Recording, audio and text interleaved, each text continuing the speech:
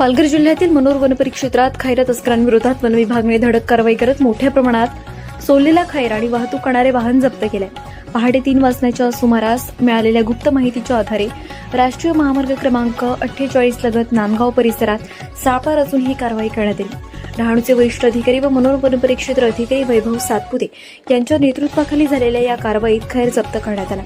जप्त करण्यात आलेल्या मालाची अंदाजित किंमत 10,000 रुपये तर वाहनांची किंमत सुमारे 2.5 लाख रुपये असल्याचे वन विभागाने सांगितले. या धडक कारवाईत वनपाल प्रभाव प्रताप पुहे, वनरक्षक गणेश खादडा, वनरक्षक जितेश भरसट, वनरक्षक अमित अजगरे तसेच आवढणी गावातील स्थानिक ग्रामस्थांनी सक्रिय सहभाग घेतला. जप्त मुद्देमाल ताब्यात घेऊन पुढील कायदेशीर कारवाई सुरू असून वनसंपत्तीची अवैध तस्करी रोखण्यासाठी अशा कारवाया यापुढेही अधिक तीव्र करण्यात येणार असल्याचा इशारा वन विभागाने दिला आहे.